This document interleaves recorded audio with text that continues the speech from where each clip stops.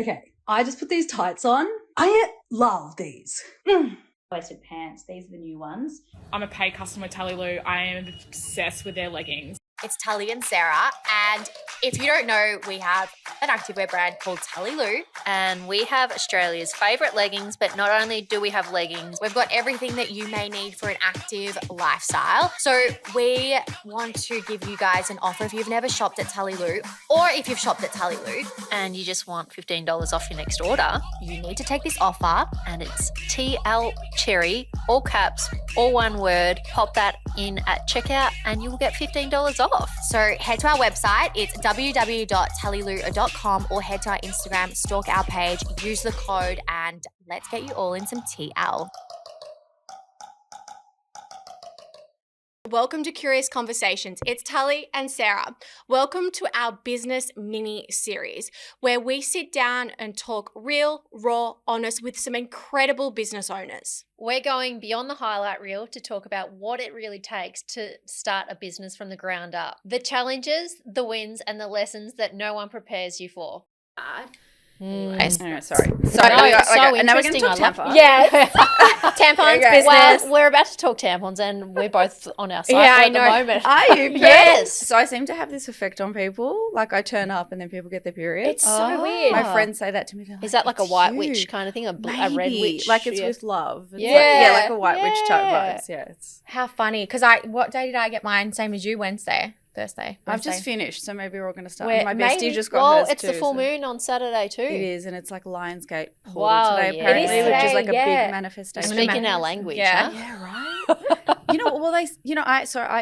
A very long time ago, I interviewed a woman who spoke to me a lot about cycle syncing before I knew anything about it, and it was so fascinating. It was the most fascinating, so insightful for me.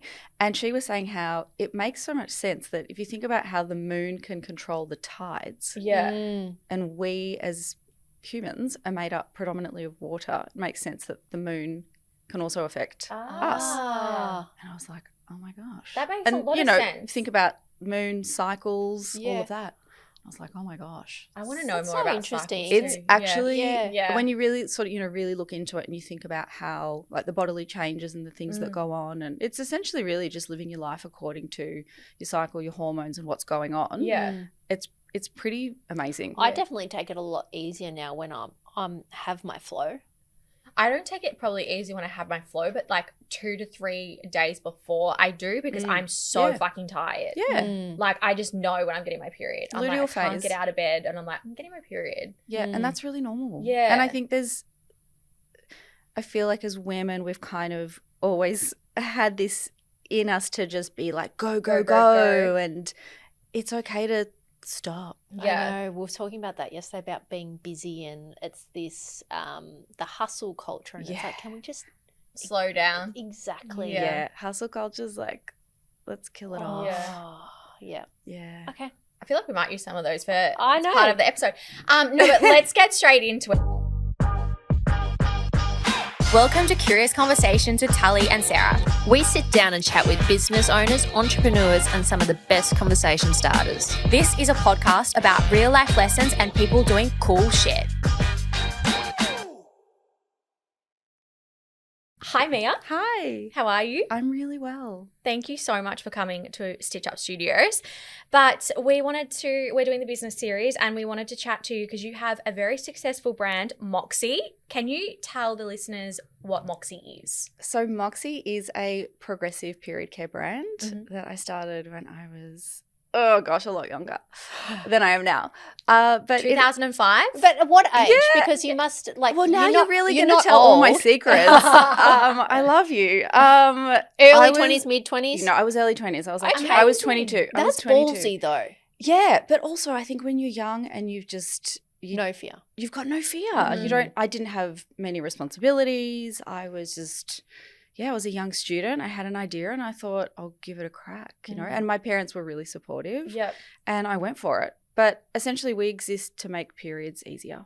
Okay. It's kind of that simple. What were Yeah. you studying at uni beforehand? Marketing. Oh. So I was an intern. So I was actually an intern studying a marketing degree and working in a marketing department just doing an internship whilst I was studying to get experience. Yeah.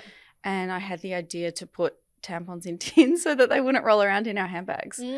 And took the idea to Woolworths, and they went, "That's a really good idea. No one's ever done that before." And I went, "I know." Wow. So did you pitch to them before you actually had any? So the crazy thing is, and I'm not necessarily recommending this, because thinking back, it was kind of a hectic thing to do. Yeah, it's very ballsy. But I really believed in it. Yeah. And I think there was something in that. And perhaps, in hindsight, I wonder if that's what helped us get ranged, because I think it really showed that I did really back the idea. I wonder if a lot of people go to big retailers with just ideas, and they would see that a lot perhaps. Yeah. But I went in and I essentially had already ordered the product. So it was, I had a full container of tampons on the water, Coming ready to go. They were like a couple of months away. And so when the buyer said, "It's great, I love it, when will it be here, when can I have it?" I said, "Well, it's on the water, it's like 8 weeks away." And they said, "Great, we'll take it, we'll range it." So look, that could have gone the other way. Yeah. But I think in my head at the time I was like, no, this is going to go great. Everything's going to be fine. Yeah. And if it doesn't, I'm going to have tampons for a really, really long time.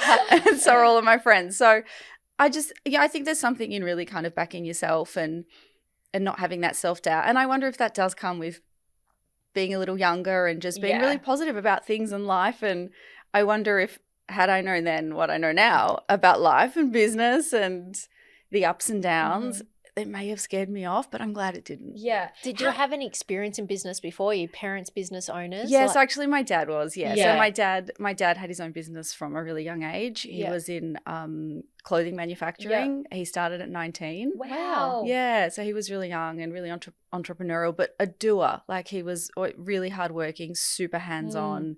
And I remember growing up, like, spending my childhood years like in the factories, and I was never afraid of hard work. I never necessarily thought I was going to start my own business, but it also kind of felt a bit natural in a way. It's not that I felt entrepreneurial. I feel like that word's I still feel a bit funny about that word.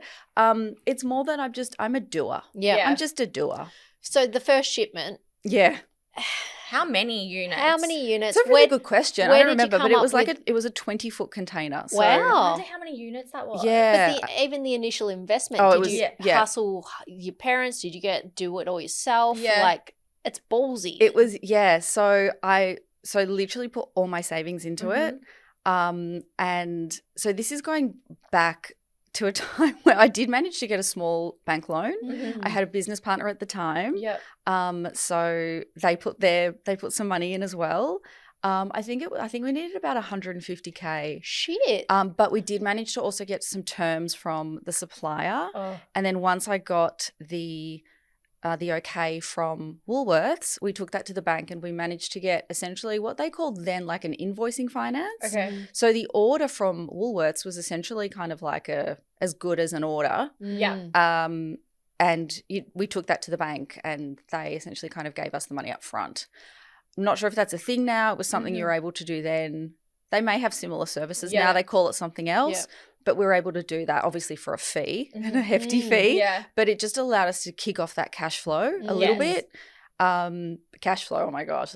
Like, how much time have you got for that? We can talk about that. Oh my God. But it helped us just kickstart. It was just that like initial like little, got the cogs turning. Yeah. But oh my God. So what was the next step? Like, so obviously you've ordered, you've gone to Woolworths, pitched it. They're like, 100% with no essential, yes, you've got marketing experience. And I don't know what it was like back then. Yeah. But what do you do now? Like, there's like catalogs, there's sale. Like, how did you know what to do? Yeah. So my experience was in FMCG, which for those listening who aren't familiar, that's fast moving consumer goods. So like products you see at the supermarket and at also perhaps pharmacies too. So I was kind of familiar with how that worked. So I was kind of aware of how, catalogs worked and promotions worked, but it was kind of all new. This is kind of where I called on friends and called in some favors, and it's literally where you're like, teach me what you know. Yeah. Because I was young and green. I really didn't know anything about anything. And I learnt on the go. And I feel like now when I talk to startups and people who are sort of newer in business, there's kind of this like sentiment of like, I have to have it all figured out before I start. And I'm like, you're not going to. I'm 20 years in and I have not got it figured out. I promise you, every day is a learning. I feel like every day I'm a startup. Yeah. Honestly. And I think that's a great mentality to have too, because there's going to be something new thrown at you all the time. Oh, things change. Oh my goodness. It's like peaks and troughs all the time. So I very much did figure it out on the go. The retailers were really great. They knew that we were a startup. We were a small brand. The landscape was different, as you said. So there was no social media then. Yeah. So we're talking like traditional marketing. Catalogs, which also was kind of fun, like magazine ads. Yes. Dolly Doctor kind of vibes. Even placements in magazines. And there was stuff. something about like a placement in a mag that. and seeing like a print ad and seeing it come to life. And it was a different time. It was a different era, but it was a lot slower, I guess. And also it was hard to measure. Yeah. Whereas now you can see metrics with social media. You can see how many people have viewed something. You can directly link it to sales. You couldn't do that then. So it was a little more challenging and it was really costly. Yeah. And we were small. I did not have budget for that. So we had to be smart. Yeah. So we did a lot of sampling. I was going to say, is there one particular thing that stands out in your marketing that you're like, you know what? That we were pretty smart for doing that. So we did sampling at Fashion Week. Oh, and smart. No one had touched it. No one had ever done it because this was a really sort of, I mean this with respect to everyone who's played in the space, it's a very mature category. It's dominated by, big multinational brands, and it was never considered particularly fashionable or anything like that. And I wanted to change that. I wanted to treat it more like a beauty product maybe that we carry in our bags all the time, because we do. We literally carry pads, tampons, period products in our bags. And I thought it should look as nice as everything else we carry, which was the inspo behind the cute tins and stuff. And so we did placements at Fashion Week. We sponsored Fashion Week. We did sampling in the goodie bags. And then one of the main designers approached us and they wanted to make resin jewelry out of our tampons and put them down the runway. And I was like, oh my gosh, what? And they said, trust us, it's going to be great. And so they did.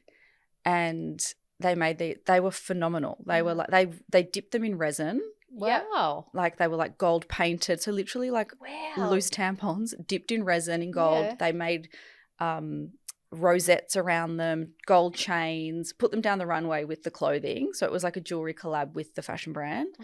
And then for the closing show, they had one of the big models who's now quite famous, wearing a giant A. For the brand was Antipodium at the time. It was a giant A for Antipodium covered in Moxie tampons. Wow. And then Kirsty Clements, the then editor of Vogue, wore it at the after party and it ended up in Vogue. And that's and crazy. It was like, and then we ended up in Vogue and it was like Moxie tin with Antipodium and it was like best Fashion Week collab. And I was like, oh my gosh, our tampons are in Vogue. What? Yeah. Like, and it's still now, it actually blows my mind that a tampon product was in Vogue. Yeah. And it was that, like, and it was art, it was fashion. It honestly didn't, I mean, we just sampled and it didn't really it was so cost effective. Like we just really didn't spend a lot. Yeah. You know what I mean? We didn't pay for the collab. It was just. It just happened. It just kind of happened. Catapulted you guys. It just kind of happened. I think it really helped our positioning. And I think it helped position us as just kind of not another tampon brand or not another period brand that you hide in your bottom drawer. And that's what I wanted for women. I wanted to change the experience and the conversation around periods. It's not saying it's going to be something we're going to shout about and we're all going to wear tampons around our necks. But, I also didn't want it to be something that if it falls out of your bag, my tampon, I did not prepare this earlier, I promise. Yeah. I was getting my nails done the other day and my bag fell off my lap and my tampon fell out and the girls looked at me like, Yeah. And I'm like, I didn't even prepare that. But you know what? It's okay because they're cute and I don't care. Yeah, exactly. It happens. Yeah. It happens to all of us. Yeah. And I just wanted to stop that. I think that really cements the fashion element of the tampons too. Yeah. What year was that?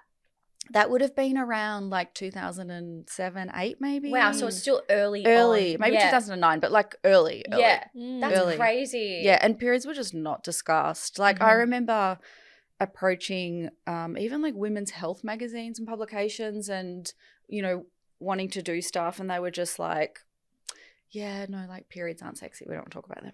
It's so crazy. Like we just don't want to talk about periods. Complete 180 now though, Yeah. right? Like we're all about vulnerability. So it's like you talk about absolutely everything and anything. Yeah. But is that us because we're older and mature, or do you find the younger generation are very open about talking about their periods? Yeah, I've definitely seen a shift, and I've seen it a lot.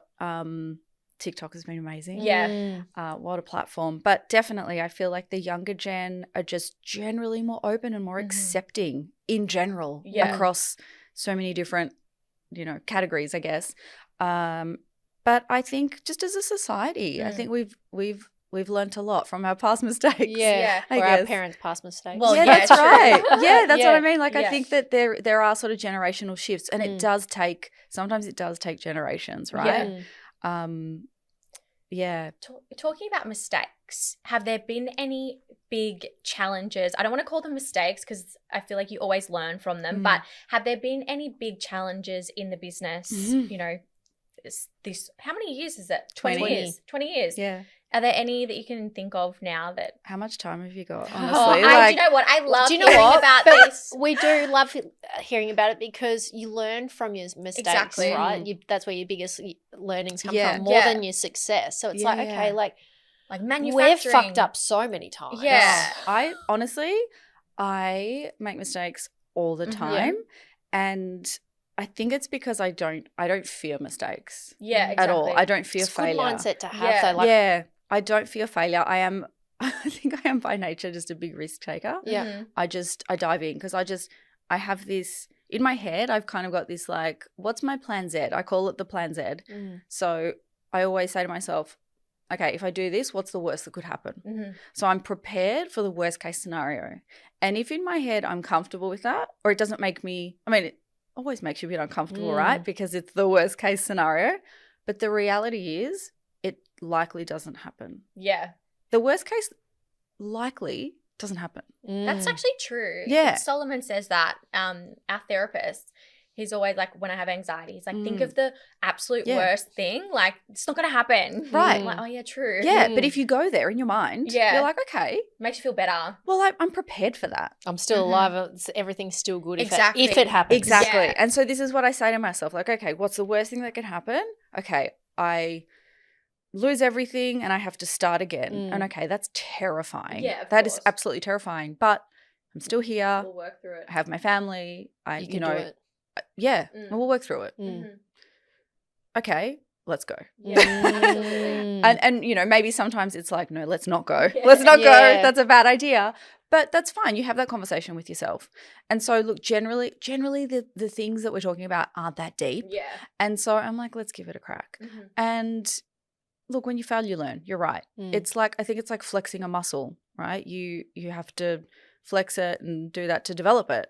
But yeah, I've made loads of mistakes. I think I exported too quickly. Went into overseas markets. Yep. I kind of wasn't ready. Like I think I just needed to get Australia right first. But we had so much demand from overseas, and we had retailers knocking saying, "Oh my gosh, we want this product." And one of them, a really big retailer in the UK, basically said, "If you don't if you can't sell it to us, we'll just kind of make a version of it on our own." And I was like, and look, that may have been just like a scare tactic, but did it work? Yeah, 100% it worked. Yeah, and we did. And look, it was great, but it was just, and like the GFC then hit. So that was just a really crazy time. It was just a lot. And I think managing almost an international brand so early on in the business was just like, it was a lot. And I think you really need people on the ground. Like we had distributors and we had that, but it was just so fresh in the business. And anyway, back then at the time, I wasn't ready for it. For us, it was just a little premature. Yeah. So that was probably like on a larger scale. But yeah, day to day, like literally how much time have you got? I'm just always making little mistakes here and there. Yeah. From like, you know, that product didn't work or, you know, that color was a bit off. Mm-hmm. And then you just think, well, let's change it. Mm. I genuinely kind of think that nothing's truly broken. Yeah. I like that. You can explain that. Like, as in, I think that everything is salvageable. Like, you can just change it. Yeah. Just change it. And I think It's that not a forever thing. it's not a forever. And we're always just really transparent. We've, you know, for the entire 20 years that I've been in business, me as a person and as a brand, I think it's filtered down into the brand. I'm just always about being open, honest. We never compromise our values for anything. If we make a mistake, we're upfront about it. If we're going to change something, we're upfront about it. Just be honest with your audience. Yeah. What are your business's values? So business and brand I treat separately. Okay. But from Let's a brand, start with business first and then yeah. brand, So like. business is very much centered around just being open and honest. Okay. Open and honest, being ethical.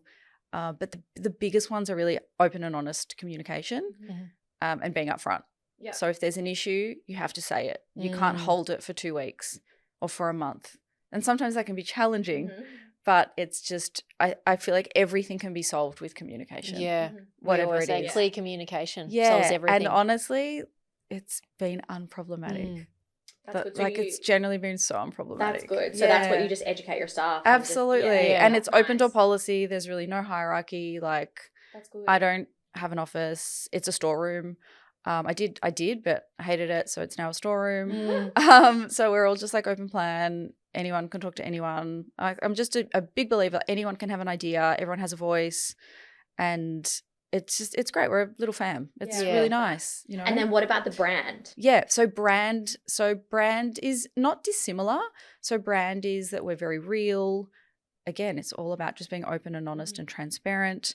We're feminine, but I guess a modern femininity. So Moxie femininity when we launched was a little different. It was perhaps a little prettier then, whereas now femininity is such a broad spectrum. Yeah. But that's what it's about. It's about whatever femininity means to you.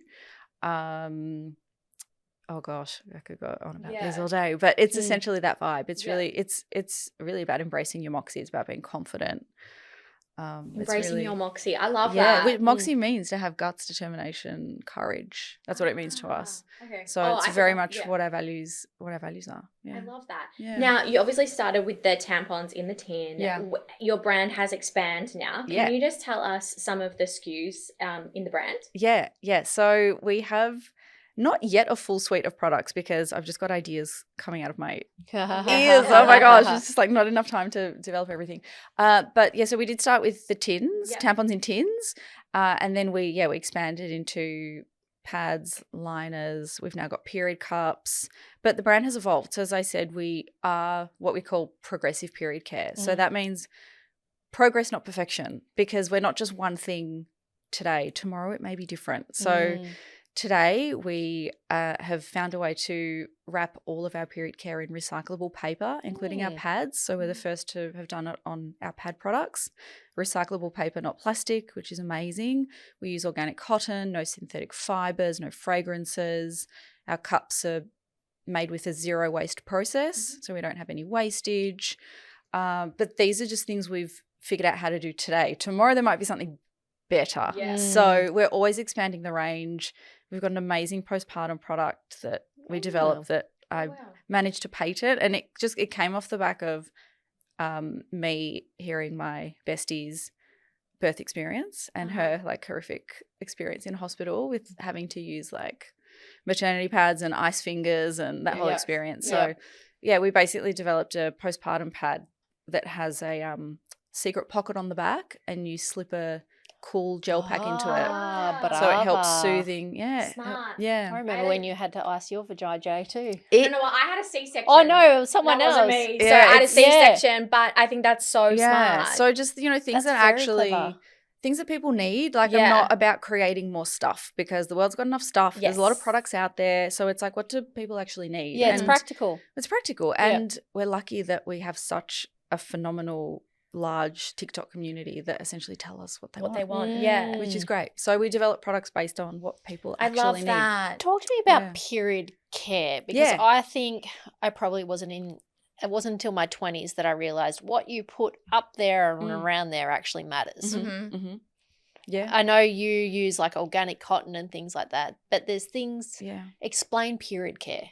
Yeah. Well, period care to us just means, and look, everyone is different. And I want to stress that there's no right way to period, because it is a really unique experience.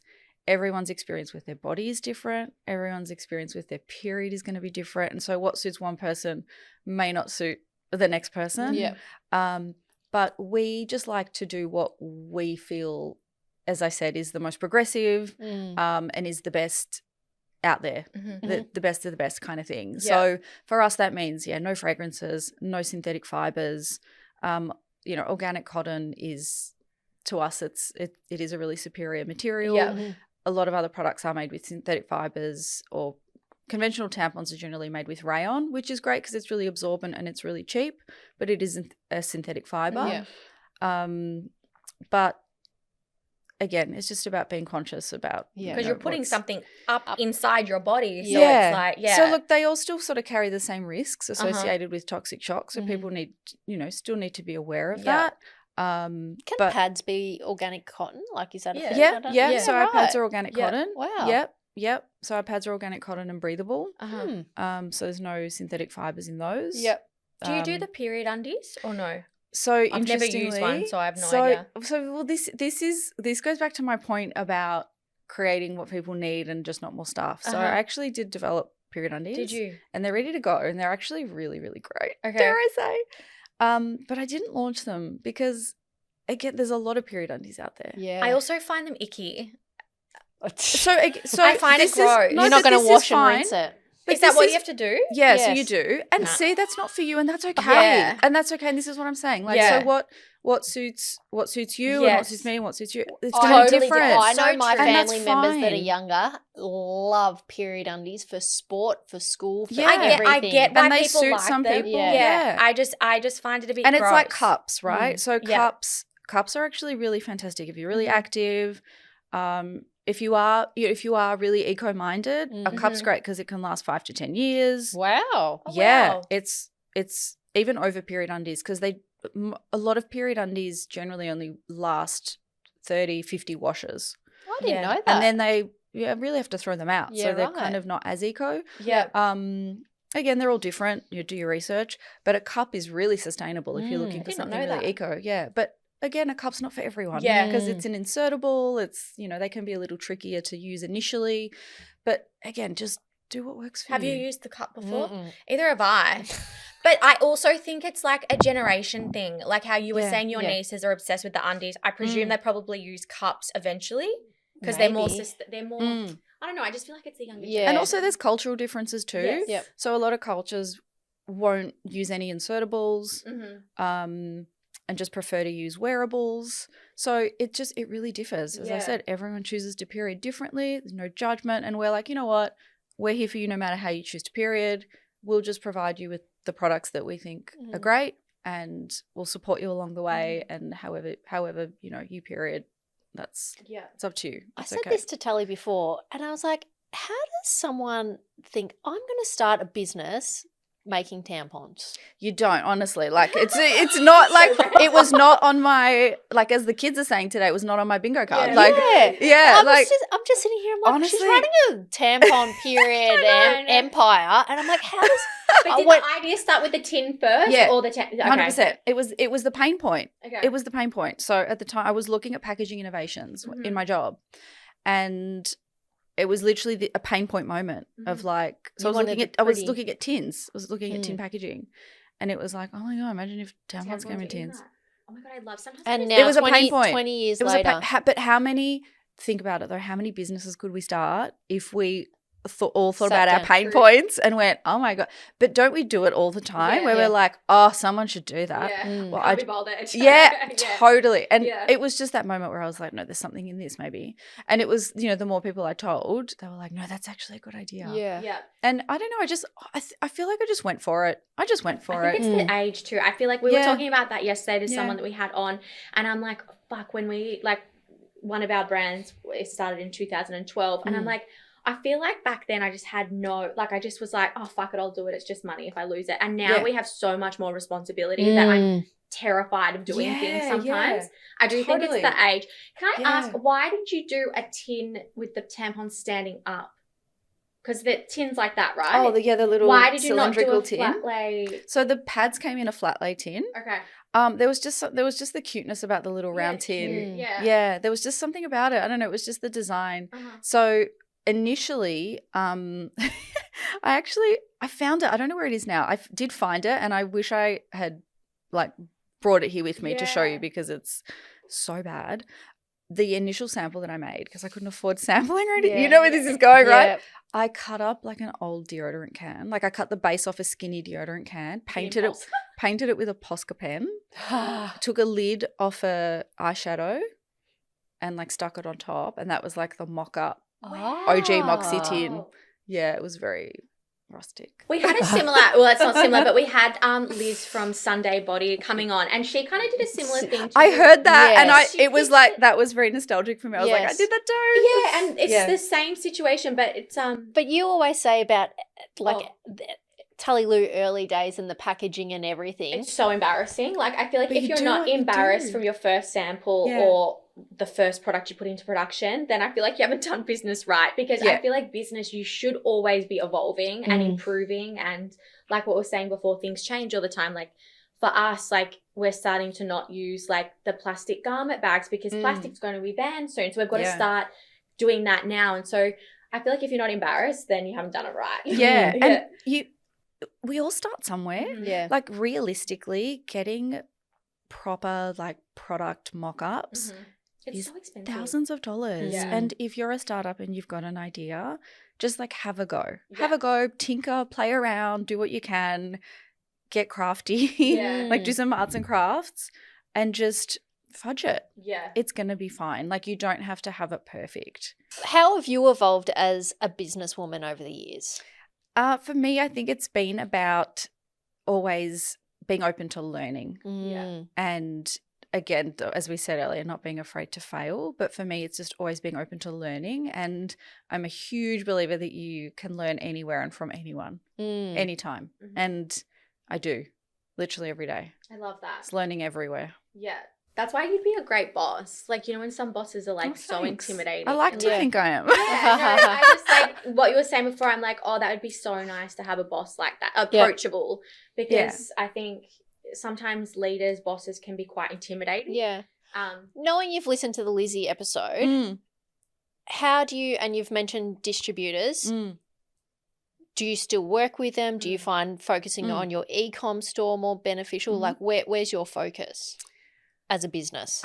So we it's kind of split. There's no sort of perfect model, I feel. And especially in FMCG, you sort of need your fingers in a lot of pies because it's very much about volume. Yeah. I feel like if we were a super luxe brand with really high margins, we could perhaps afford to have our eggs more in one basket. But it's very much a mixture of both. So we do run an e-com store and it's great and it does okay, but it's we couldn't solely rely on it because I think realistically a lot of people expect to find pads and tampons at the supermarket, at the chemist. And so we need to have that footprint. Yeah. Distributors are also great, but also much like Lizzie mentioned in her episode, and so much of that resonated with me as well, they're great because they know their market and they're distributing the product, but they don't necessarily have as much of a handle on the brand. So you still have to be responsible for the brand, and that's fine. I don't expect them to, but you still have to carry the brand and the marketing and you have to do that part so they can sell it. Yeah. So it's kind of a balance of everything really, I think, in order to have broad awareness. You need broad awareness, broad distribution. As an FMCG business, how often do you have to be innovating new products? Pretty often. Yeah. Like in a year, how many would you sample, test, maybe roll out?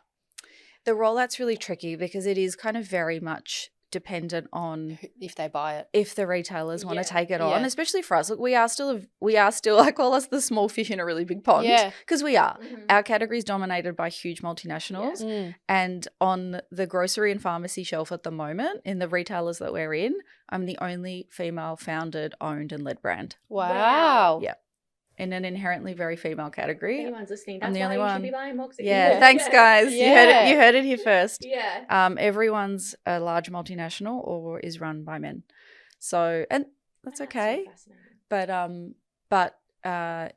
so it is very much led by what the retailers want to put in. So being a small fish, I can't necessarily, and our MOQs, which is our minimum order quantities, are very, very large. Yeah. So I couldn't afford to necessarily just roll out a product as much as I want to. Like we've got great product ideas. Yeah. It's really hard to roll out a product just to put it on my website. Yeah. We wouldn't sell enough. Yeah. So I really need to get like a retailer on board in order to secure those minimum order quantities that allow us to secure a good price, that then allow us to have a good price on shelf for the customer. So it's a bit of a domino effect. So sorry, I haven't answered your question yet. So we might develop a lot of ideas, but realistically we might launch one new product a year, maybe two. Depends again if they do want to take it on. Sometimes it's what we call an in and out. Yep. So shelf space is very limited. Again, being a smaller player, we're not necessarily afforded, a whole shelf. Yeah. And so it might be like, well, that one's not selling as well, so we'll replace that line with this new line. So yeah, it's kind of swings and roundabouts, as they say, but hey, if anyone's listening out there, there's lots of ideas. For me, words have power, right? And I heard you say something then, and it switched something in my head. You said that you couldn't do it. I was like, yeah, bullshit, you can do it. Love that. Thank you. Thanks for pulling me up on that. I appreciate it. And it made me think of a brand in the USA, that the shaver one that did a subscription. Dollar Shave Club. Exactly. Yeah, brilliant. But then in my head, I'm like, also like the US market, so different to the Australian market. Is it something that the Australian have like tested with the Australian market? Subscriptions? Yeah. Yeah, so we did have a subscription. Yeah. I sacked it only just late last year. Yeah. Why was that? It may come back. So yeah, full transparency. Yeah. It was the thing with it, it's great and it makes so much sense, doesn't it? So much sense. There's a couple of things with, I think, a period subscription. It does make a lot of sense. The postage costs in Australia are quite high. Yes. We were just having this discussion. Yeah. Australia Post, we're not happy Dollar right Shave now. Club was great because, so I actually subscribed to it because I was so fascinated by it. This is some years ago. So I think that was brilliant, and also their launch video was so great. If anyone's listening to this, go and look at the Dollar Shave Club launch video on YouTube. It's so funny. But really smart marketing, but the product was shipped really flat. It was like flat packed. It was like the whole shipping model was really great. We've tried shipping our product in so many different ways. The thing is, because people have such differing needs for their periods, there are so many combinations of like product that you could possibly have. Different number of products, different types of products. So, we really kind of wanted to make it as customizable as possible. There's just so many variables that coupled with shipping costs, sizes of boxes, the weight isn't even really an issue. It's more like the size of the box, etc. It just really messes with the shipping. And again, realistically, if people can go and pick up a pack at the supermarket for, $5, it's difficult. It's sort of not the product that people like to stock up for in order to meet a free shipping threshold. I was just going to say that. I'm like a last minute tampon buyer. A lot of us are. Like, I'll be like, oh my God, I've got no tampons left. I need to go to the supermarket. This week I was like, oh shit, got my period, went to my period cupboard. I'm like, do I have pads? Do I have tampons? It's one of those things I don't know. Do you want to hear something insane? Yeah. I was out the other week and I got my period and I didn't. I was that person. I had Me, to go. Did not have tampons. Do you know how many times? Because I usually, if I've got them, I give them to people. Yeah. And I did not have tampons and I had to go to the chemist. Of course, I bought Moxie, of course. Yeah. But I had to race to the chemist and to buy a pack of But Moxie. I think it's a lot of women. Oh my God. Yeah. That was me. That was Yeah. me. I have a warehouse full. I have a warehouse full. I think Yeah. it's such a But common it thing. happens. It's like Band-Aids. I never had Band-Aids Yeah. until when I actually need them. What would be, I'm intrigued because I'm like a tampon girly. Mm-mm. Tampons or pads? What's Mm-mm. the best selling for you guys? Pads. Are they? Generally in the market. I've just Wow. converted In to the being a market. pad girl. I only wear pads at night. Can you That's wear interesting. tampons at night? You really shouldn't because tampons can only be worn for up to 8 hours at a time. Mm-hmm. And that's to help reduce the risk of toxic shock syndrome. Yes.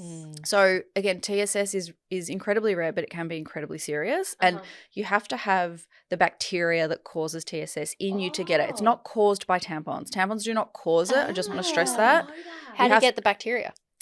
You can get it from a cut.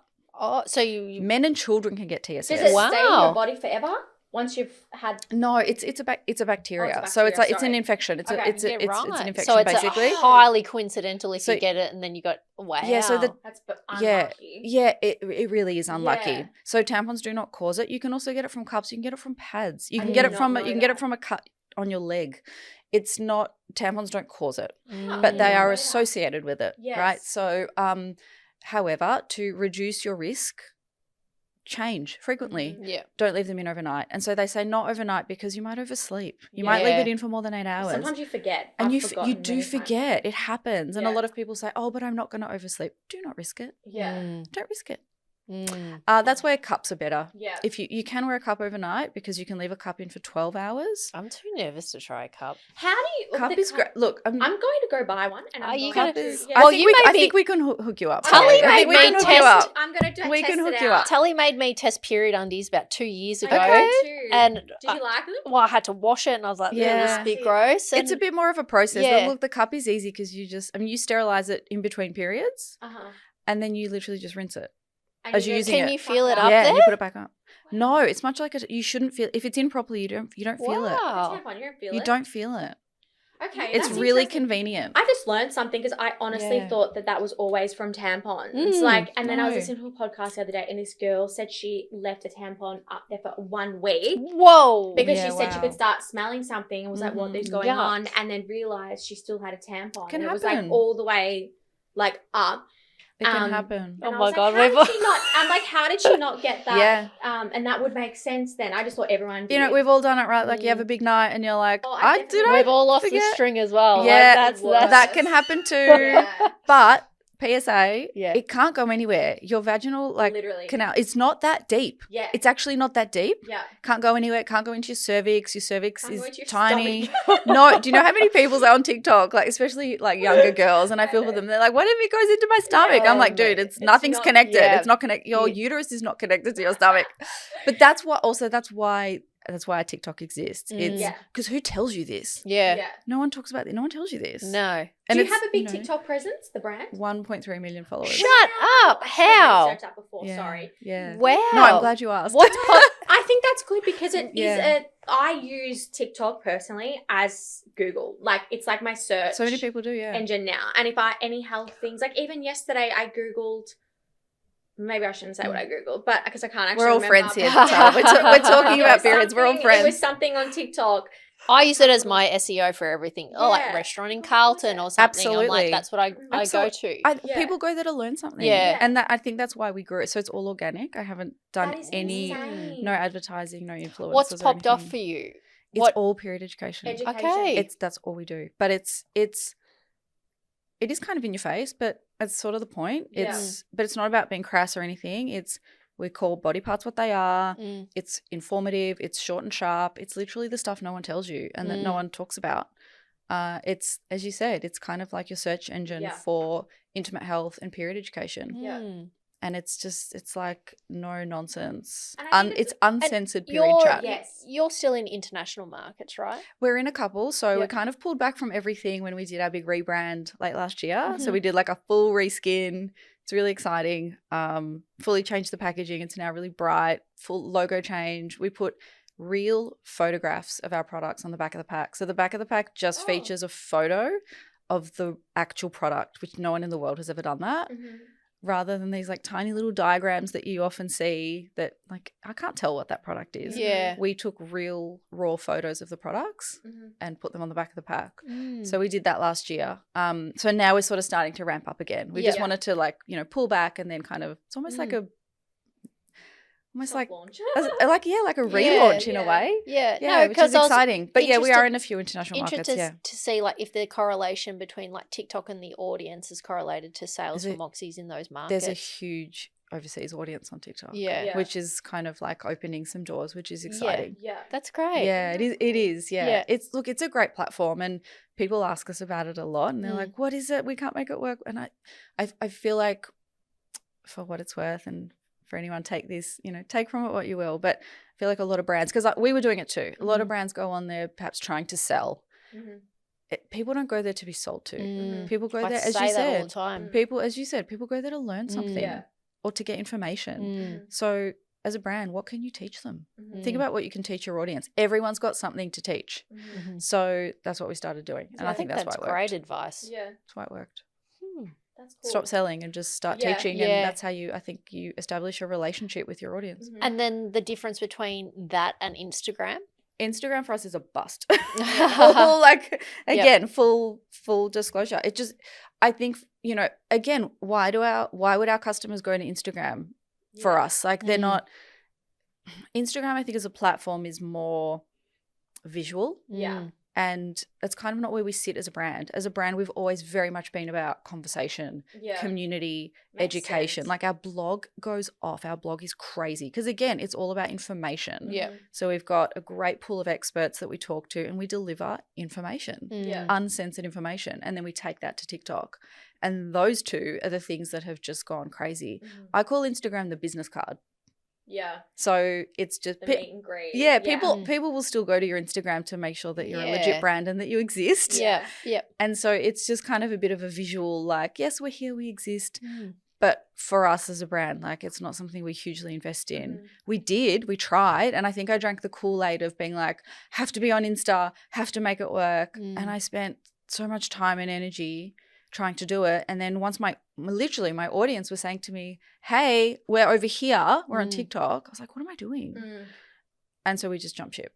Yeah. And I feel like your audience will tell you. And I think sometimes as founders, as brand owners, marketers, you kind of want to be everywhere and you think you have to be everywhere. And you be where your audience personally, is.